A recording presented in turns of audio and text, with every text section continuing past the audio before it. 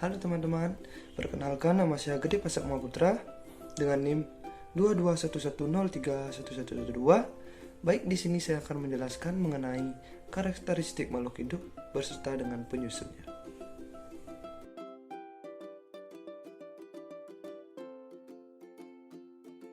Ciri umum makhluk hidup dibagi menjadi 9, yaitu yang pertama adalah bernapas. Dalam pernapasan ini, makhluk hidup mengambil oksigen dari lingkungannya dan mengeluarkan karbon dioksida serta uap air ke dalam lingkungannya. Yang kedua, ada membutuhkan makanan dan air. Hal ini sangat diperlukan karena tanpa adanya makanan dan juga air, makhluk hidup pasti sudah mengalami kepunahan. Yang ketiga yaitu tumbuh dan berkembang. Kita bisa mulai dari bentuk atau keadaan yang sederhana, seperti biji ke bentuk atau keadaan yang makin kompleks. Contohnya misalnya yaitu pohon. Penambahan ukuran dan pencapaian kedewasaan ini terjadi karena adanya proses pembentukan jaringan yang baru yang diawali oleh penambahan jumlah, ukuran, dan fungsi dari sel tersebut. Yang keempat yaitu berkembang biak. Cara perkembangbiakan makhluk hidup itu berbeda-beda, mulai dari manusia yang berkembang biak dengan cara vivipar atau melahirkan, hewan yang berkembang biak dengan cara ovipar, vivipar maupun ovovivipar, hingga tumbuhan yang berkembang biak dengan cara generatif atau vegetatif. Yang kelima yaitu peka terhadap rangsang. Rangsangan yang dapat dirasakan oleh makhluk hidup seperti bunyi, cahaya, rasa, sentuhan, bau, dan lain-lainnya. Yang keenam yaitu bergerak. Yang ketujuh beradaptasi. Adaptasi adalah proses penyesuaian diri. Proses ini diperlukan untuk menjaga keseimbangan sekaligus bertahan hidup.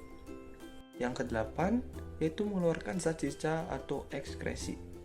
Pengeluaran zat sisa oleh makhluk hidup sangatlah diperlukan. Zat sisa bersifat racun sehingga bila tidak dikeluarkan akan mengganggu kinerja tubuh.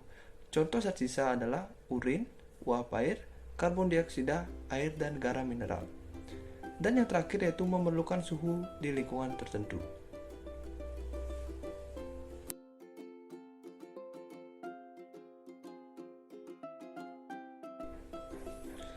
Ciri khusus manusia di sini dibagi menjadi 3, yaitu yang pertama berpindah tempat.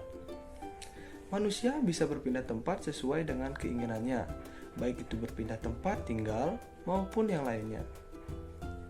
Yang kedua yaitu beradaptasi. Beradaptasi di sini dapat diartikan bahwa manusia bisa menyesuaikan dirinya terhadap dirinya sendiri maupun terhadap lingkungannya sendiri. Dan yang terakhir yaitu bersosialisasi. Di sini manusia diberikan kelebihan untuk bisa melakukan interaksi dengan makhluk hidup lainnya, seperti contohnya yaitu mengobrol dan lain sebagainya. Yang kedua ada ciri khusus hewan. Ciri khusus hewan dibagi menjadi 4, yaitu yang pertama ada adaptasi morfologi. Adaptasi morfologi adalah penyesuaian makhluk hidup melalui perubahan bentuk organ tubuh yang berlangsung sangat lama untuk kelangsungan hidupnya. Contohnya yaitu aneka jenis paruh dan kaki burung, berbagai tipe mulut serangga.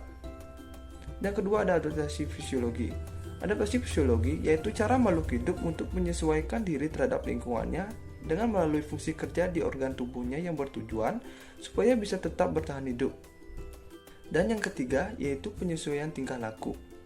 Adaptasi tingkah laku mudah kita amati karena berupa perubahan tingkah laku untuk menyesuaikan lingkungannya agar tetap bisa terjaga kelangsungan hidupnya.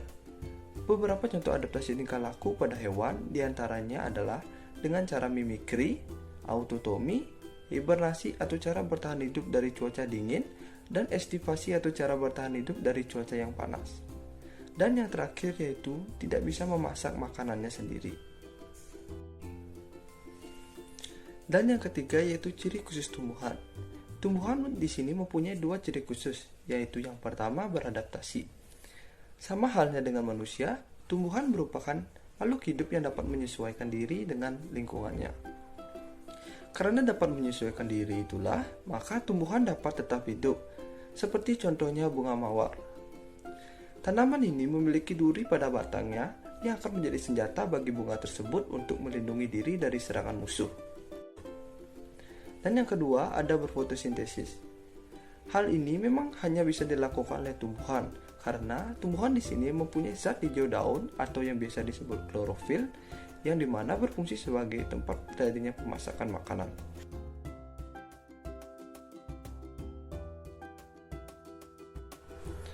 Kata sel berasal dari bahasa Latin cellula yang artinya ruang kecil. Jadi, dapat disimpulkan bahwa sel merupakan unit terkecil yang menyusun tubuh makhluk hidup dan merupakan tempat terselenggaranya fungsi kehidupan.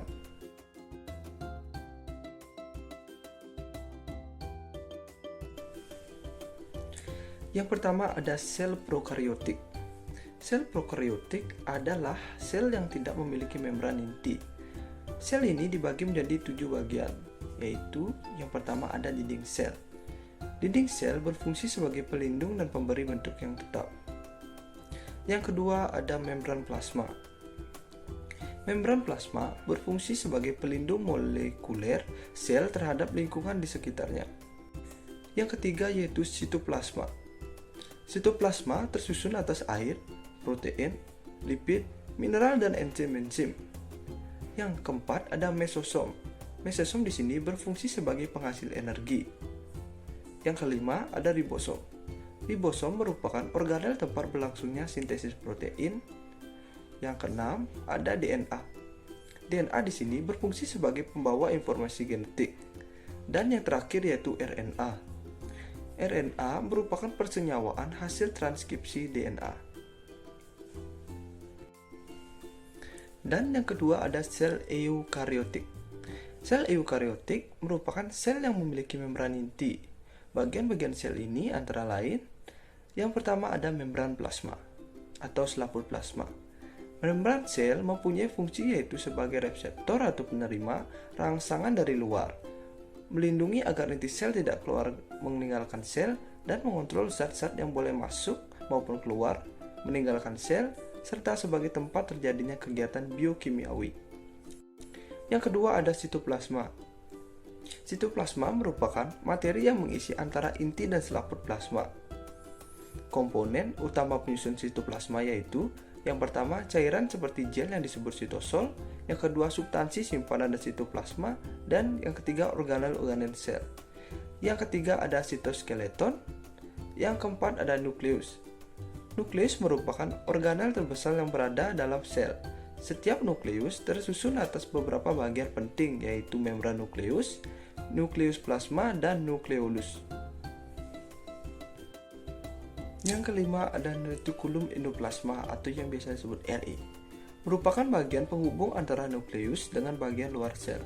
RE dapat dibagi menjadi dua yaitu RE kasar yang permukaannya ditempel oleh ribosom dan RE halus yaitu permukaannya yang tidak ditempeli oleh ribosom. Yang keenam ada ribosom. Ribosom berfungsi dalam proses sintesis protein. Yang ketujuh ada kompleks Golgi. Kompleks Golgi mempunyai fungsi yaitu yang pertama sebagai tempat sintesis protein, yang kedua membentuk membran plasma, yang ketiga membentuk kantong sekresi. Yang kedelapan ada lisosom. Lisosom di sini mempunyai fungsi yaitu untuk melakukan pencernaan intrasel. Yang kesembilan ada badan mikro. Badan mikro di sini merupakan organel sel yang berfungsi untuk melindungi sel dari H2O2, juga berperan dalam perubahan lemak menjadi karbohidrat. Yang ke-10 ada mitokondria. Mitokondria merupakan organel sel yang berfungsi dalam oksidasi makanan, respirasi sel, dan sistem transfer elektron. Yang ke-11 ada kloroplas. Fungsi kloroplas yaitu sebagai tempat fotosintesis. Dan yang terakhir yaitu sentriol. Sentriol di sini berperan dalam proses pembelahan sel.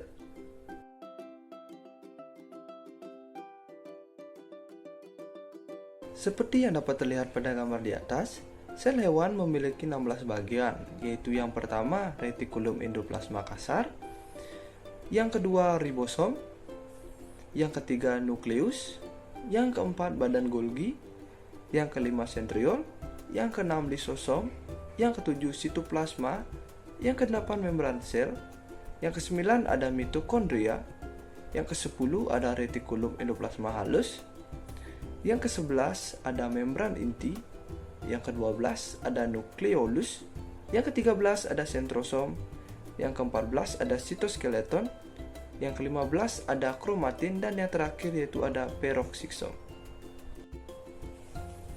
Seperti yang terlihat pada gambar, sel tumbuhan juga memiliki beberapa bagian, yaitu bagian-bagiannya meliputi: yang pertama ada dinding sel, yang kedua ada selaput plasma, yang ketiga ada nukleus, yang keempat ada retikulum endoplasma, yang kelima ada ribosom, yang keenam ada sitoplasma, yang ketujuh ada badan Golgi, yang kedelapan ada mitokondria, yang kesembilan ada vakuola, dan yang terakhir yaitu kloroplas.